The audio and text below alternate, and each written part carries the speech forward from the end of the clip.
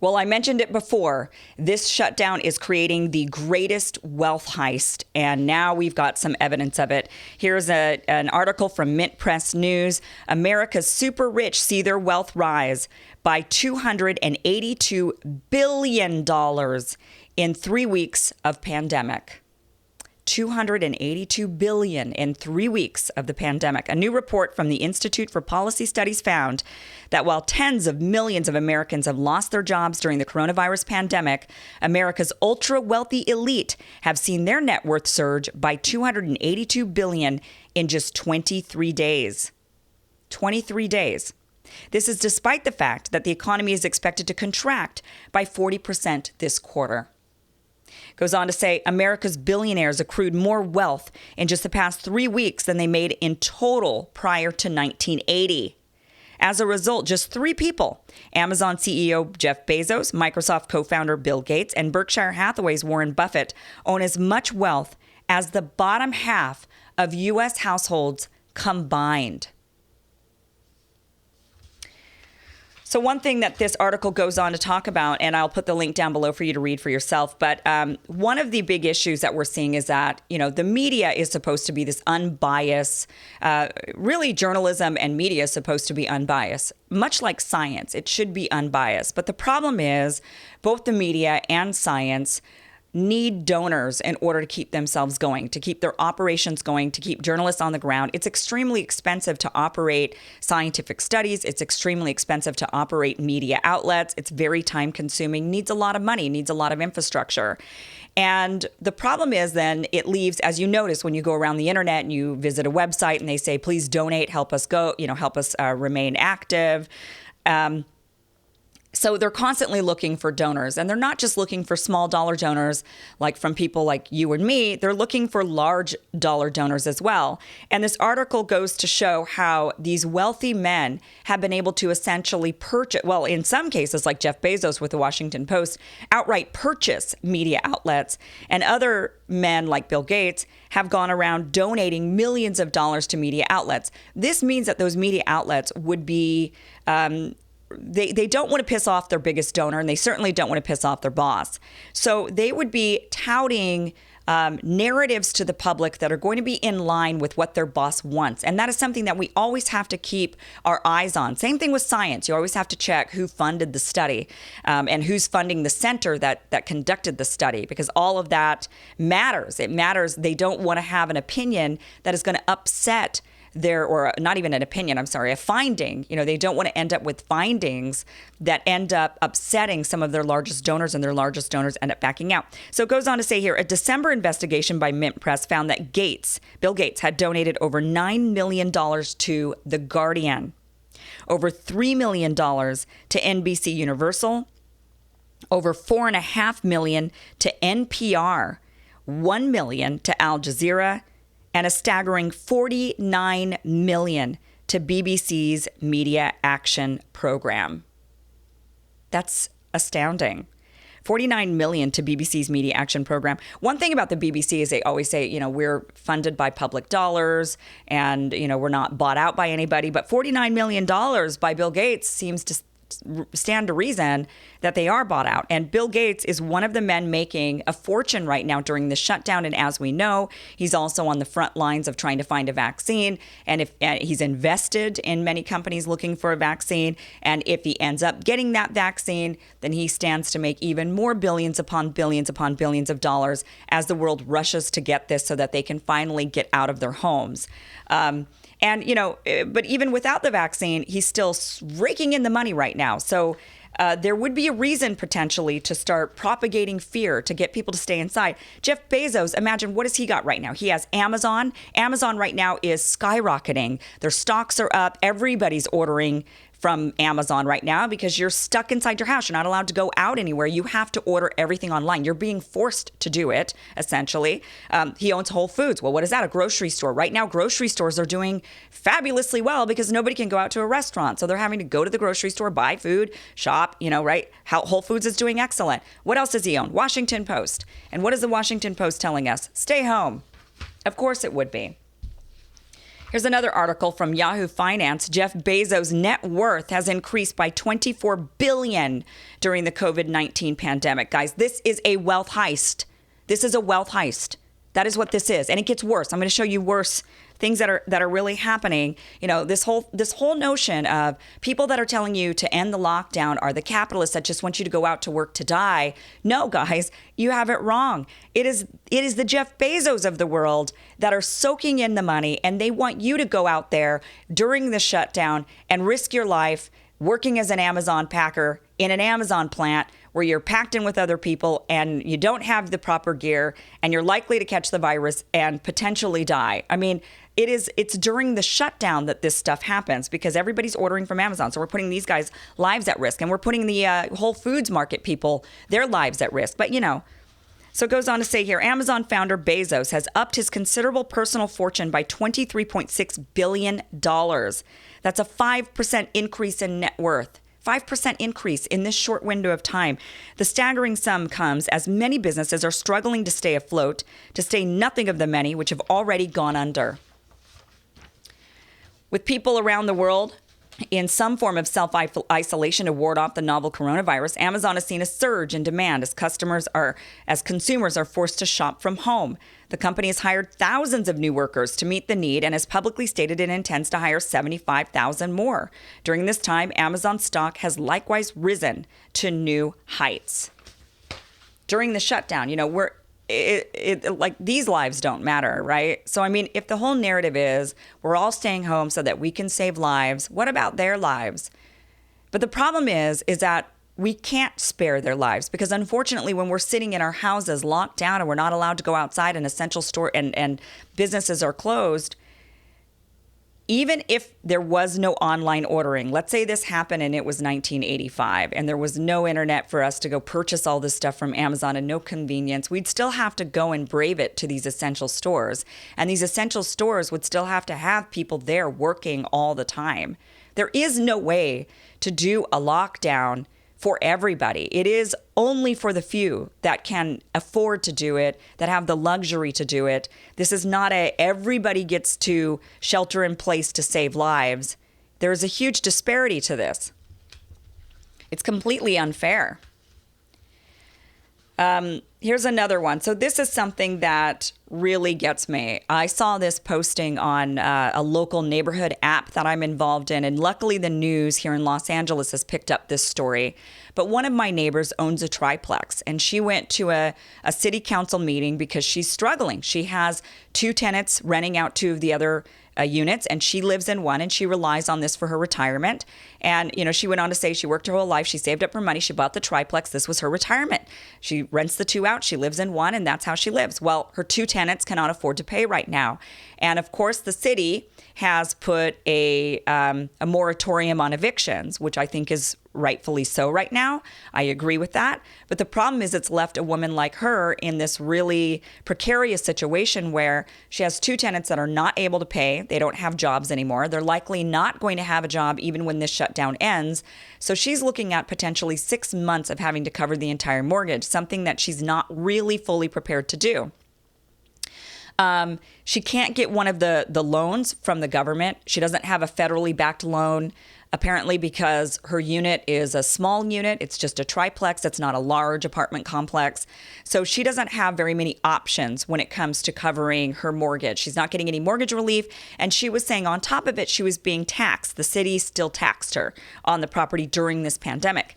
So she goes to the city council meeting, and the city councilman here in my area, Mike Bonin is his name, he essentially says, hey, we're getting all this money from the government, and what we're going to do with this money from the government is there's going to be a lot of distressed properties that are for sure going to end up on the market, and we're going to buy those at dirt cheap prices, and we're going to use those for homeless housing or Section 8 or low cost affordable housing is what he says. This is what he says.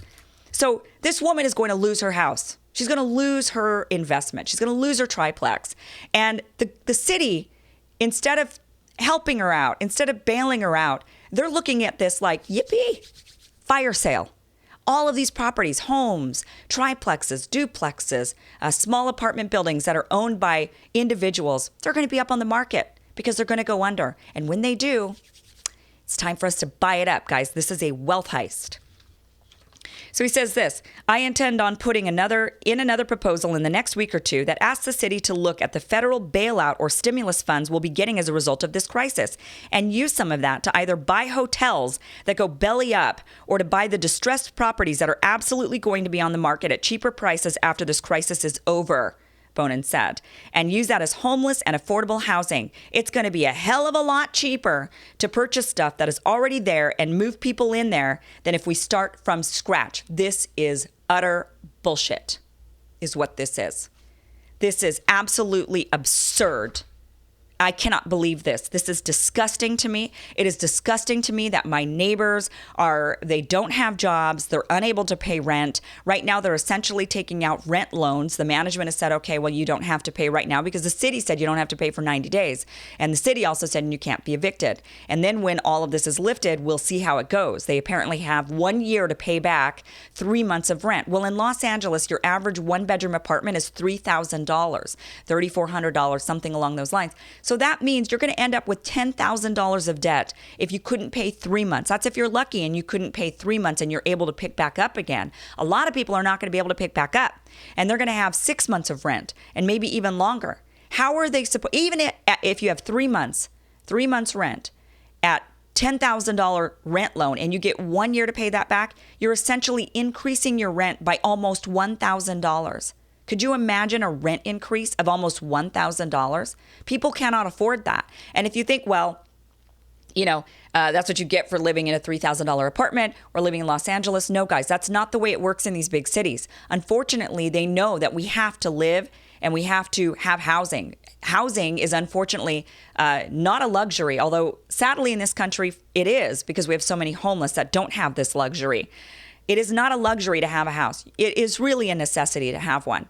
And when the city has continually allowed the prices of rent to skyrocket to where a person cannot find an apartment that is only 1/3 or 1/4 of their income, everything on the market is at least 50% of their income, it leaves people with no choice but to have to rent apartments that are taking half of what they make because there's nothing else, because they know they can milk you dry. These landlords and the city and the state, the government has just allowed these landlords to say, well, you know what, we're going to take advantage because this is not a luxury item. This isn't a Ferrari. This is something you have to have. You have to have a home. You have to have shelter. So in which case we can take half your income. You just have to suffer with everything else. And then when a pandemic happens and the government forces us to stay home, the government forces us to lose our jobs, now the government is saying, and guess what? I'm excited to buy up your house when it goes under. That sounds a lot like what happened in 2008 when the government took our money, bailed out the banks, and then let the banks still take the homes and sell the homes to wealthy people for cheap, for cash. You got the extra cash because you happen to be one that could survive this pandemic because or you're a foreign national. And that is another problem. One of the stories, but I don't want to get too deep into it in this segment because this is actually an entire segment on its own. But Europe, here's an article that came out, QZ.com. Europe is worried about Chinese corporate takeovers tied to COVID-19. Now, I know that sounds, a lot of people are going to say, oh, stop talking about China. It's racist. No, we do have a problem with China. There is a legitimate concern. We should keep our eye on the ball there because they have been able to take over quite a bit of American real estate, of American farmland. They own all of the AMC theaters. You go to the movies, and that is owned by China, the government. Legendary Entertainment is owned by China. They own 100,000 acres of our farmland. They own the Waldorf Astoria Hotel in New York City. I mean, they own a bunch of stuff. And they own a lot of stuff in Europe. What they were doing after the 2008 crisis and when austerity kicked in, all these neoliberals with their austerity measures, they decided to tell countries that were struggling like Portugal, Spain, Italy, and Greece that they needed to get their financial shit together. So what those countries did was they sold a lot of their stuff to China. They said, okay, well, they've got the money. They're coming in. They've got bags of cash. Chinese citizens, Chinese corporate hedge funds, and even which then ultimately ended up in the hands of the Chinese government. There is no, it's communism over there. So if you're a Chinese individual and you purchase something, ultimately the government has the right to seize it. Same thing for if you're a hedge fund. And that's, I believe, how China ended up in control over the Waldorf Astoria, was that it was a Chinese hedge fund that bought a bunch of real estate in New York, and the Chinese government ended up seizing that hedge fund. And now the Chinese government owns the Waldorf Astoria, which is why no U.S. president stays in that hotel anymore, because it's obviously a security issue. It's owned by China. You go to AMC theaters, it's owned by China. Well, that's why Hollywood can't speak out against anything going on with China. If they want to be in a movie that's potentially going to be a box office hit, that potentially is going to be aired in an AMC theater, which is owned by the Chinese government. So Europe is worried about this. This is something that we should be worried about as well, that whether it be, not even just China, it could be some other country. It could be any foreign nationals that come in and swoop up the properties and leave people here in a very precarious situation. I remember back in, I believe it was 2002 or 2003, when I was living in Sacramento, California, and there was a huge crisis going on where these Chinese, I don't know if it was a hedge fund or private citizens, but they were buying up single family homes by the hundreds. They were just coming in with cash, and they were outbidding families. There were these people wanting to buy their first homes. They were excited. They saved up their 20%, and they go to the negotiation from the buyer, and they find out that they have been outbid by a cash buyer that has come in to purchase a home. And the big story that was going on in Sacramento was that this was foreign nationals from China who were buying up these homes by the hundreds and then putting them back on the market as rental properties. So these families that were going to buy their first home, excited to engage in the American dream, they were unable to do it. And the home they were trying to buy, they ended up having to rent instead from a foreign national. That is a real problem.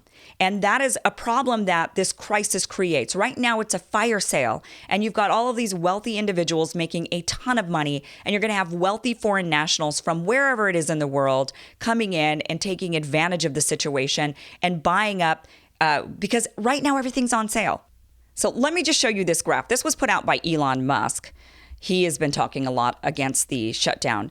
And here it's, this is a graph of California's hospital bed occupancy. And you can see right here in the yellow line that shoots up, that right there is the prediction without any intervention whatsoever. And see how that line skyrockets? You can see it's skyrocketing line all the way up.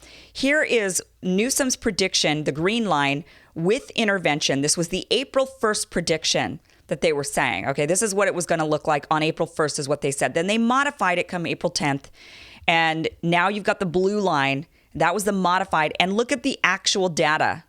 Actual COVID-19 suspected positive patients per CHHS open data website. Look at that actual data. Guys, they talked us into this shutdown using these doom and gloom models. And now look at what's going on here. The actual data is showing that there really isn't a justification for this. And meanwhile, the state, he's now saying that he wants to keep the beaches closed. He comes out today and he's all mad because people went to the beach when Dr. Deborah Birx said sunlight kills the virus. She's been saying it all weekend long. Sunlight kills the virus. Humidity kills the virus. We know that on the beach, the wind blows. I mean, there's not a huge chance you're going to catch this virus on the beach. That's no scientific study has been able to conclude that you can catch this out in the open doing outdoor activities like being at the beach. Now, if you throw a big party and everybody's crammed in together, that I can understand concern for that. But regular beachgoers who are sitting, their families together and they're fairly spread apart, I don't see the problem with that. But Gavin Newsom, he goes out there and says, no, everybody's got to stay off the beaches. We're not going to do that. We're closing them down. And meanwhile, you've got now Mike Bonin, the LA City Councilman, saying, well, we're going to buy up your homes when they go under. When is this lockdown going to end? When is this lockdown going to end? That's what I want to know. This is just a giant wealth heist that is happening, and it's just making me absolutely sick. Elon Musk, by the way, people are saying, oh, well, he just wants to end the shutdown because he wants Tesla and the stocks to go up and the factories to get back together. And that very well might be true, right? Everybody's got their own agenda potentially, but potentially not. Everybody also has their own opinions. So, meanwhile, Jeff Bezos and the Washington Post are going to continue to fearmonger you into staying home. That is for damn sure, as well as all the other media outlets that have been donated to by these wealthy individuals who are who are gaining billions upon billions of dollars only in the last couple of weeks. That's how this is working. So thank you guys so much for watching. I am just really anxious for this to end safely. You know, I do believe that we need to have safe exits out of this. The Swedes are showing really the path forward. I think that the rest of Europe is starting to see that, and they're starting to even inch their way towards the Swedish model. I do think that's how we'll end up. And then we'll kind of look back at this and realize that this was a giant wealth heist, that this screwed over the average American and the poor American. And the rich just once again got richer when there was a economic calamity. That's what happened. Thank you so much for watching. The links are down below.